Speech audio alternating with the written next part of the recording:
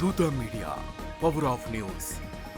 శ్రీ మహావిష్ణువు త్రిమూర్తులలో విశ్వ సంరక్షకుడిగా ధర్మాన్ని కాపాడేందుకు దశావతారాలెత్తాడు. వీటిలో 5వ అవతారం వామనుడు. హిందూ సాంప్రదాయంలో వామనుడిని భక్తితో ఆరాధిస్తారు. ఆయన జన్మదినోత్సవం వామన జయంతిగా భాద్రపద మాసం శుక్లపక్ష ద్వాదశి రోజున జరుపుకుంటారు. ఈ రోజు భక్తులు ఉపవాసం, పూజలతో వామనుడిని సేవిస్తే ఆధ్యాత్మిక శాంతి, సంపద, సౌఖ్యం, దీర్ఘాయుష్షు పొందుతారని నమ్ముతారు.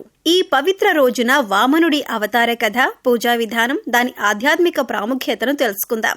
వామన అవతారం ధర్మరక్షణ కోసం జరిగింది. పురాణాల ప్రకారం రాక్షసరాజు బలిచక్రవర్తి శక్తి, గర్వం పెరిగి భూమి, దేవతలపై ఆధిపత్యం చెలాయించాడు. దేవతల ఆందోళనను చూసిన విష్ణువు అదితి, ఋషి కశ్యపుల కుమారుడిగా వామన రూపంలో అవతరించాడు. బలిచక్రవర్తి యాగం చేస్తుండగా వామనుడు బ్రాహ్మణ బాలుడిగా వచ్చి 3 అడుగుల భూమి దానం కోరాడు. బలిచక్రవర్తి శుక్రాచార్య హెచ్చరికను పట్టించుకోకుండా ఈ సామాన్య కోరికను మంజూరు చేశాడు. వామనుడు తన మొదటి అడుగుతో భూమిని, 2వ అడుగుతో స్వర్గాన్ని కొలిచాడు. 3వ అడుగుకు స్థలం లేకపోవటంతో బలి తన తలను అర్పించాడు. వామనుడు ఆ అడుగుతో బలిని పాతాళానికి తొక్కి ధర్మాన్ని నెలకొల్పాడు. బలి గర్వం అణచబడిన అతని దానగుణాన్ని వామనుడు మెచ్చుకున్నాడు.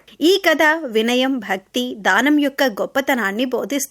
వామన జయంతి పూజా విధానం భక్తితో పవిత్రంగా నిర్వహించాలి. ఉదయం స్నానం చేసి శుభ్రమైన బట్టలు ధరించి ఇంటిని శుచి చేసుకోవాలి. వామనుడి విగ్రహం లేదా చిత్రాన్ని కుంకుమ, పుష్పాలతో అలంకరించి పీఠంపై ఉంచాలి. దీపం వెలిగించి తులసీ దళాలు, పుష్పాలు సమర్పించాలి. విష్ణు సహస్రనామం, వామన స్తోత్రం లేదా ఓం వామనాయ నమః మంత్రాన్ని 108 సార్లు జపించాలి. పంచామృతం, పాయసం, ఫలాలు, కొబ్బరి నైవేద్యంగా సమర్పించాలి. ఆరతి చేసి ప్రసాదం పంచాలి. ఉపవాసం ఆచరించేవారు ద్వాదశి తిథి ముగిసిన తరువాత ఫలహారం తీసుకోవచ్చు. బ్రాహ్మణులకు దానం చేయటం శుభప్రదం. ఈ పూజ ఆధ్యాత్మిక శాంతి, సంపద, సమృద్ధిని అందిస్తుంది. వామన జయంతి ఆధ్యాత్మిక జీవనానికి, ధర్మ విలువలకు ప్రతీక. ఈ రోజు భక్తులు గర్వాన్ని వీడి వినయం, భక్తితో జీవించాలని సంకల్పించాలి. బలి యొక్క దానగుణం, వామనుడి దివ్య రూపం మనలో ధర్మ బాధ్యతను గుర్తు చేస్తాయి. వామనుడి ఈ అవతారం సామాన్య బ్రాహ్మణ బాలుడి రూపంలో ఉన్న విశ్వాన్ని కాపాడే శక్తిని చాటుతుంది. ఈ రోజు భక్తులు తమ జీవితంలో అహంకారాన్ని త్యజించి సత్యం, నీతి మార్గంలో నడవాలని ప్రతిజ్ఞ చేయాలి. వామనుడి ఆశీస్సులతో ఈ పవిత్ర దినంలో సమస్త లోకాలు క్షేమంగా, సమృద్ధిగా ఉండాలని కోరుకుందాం.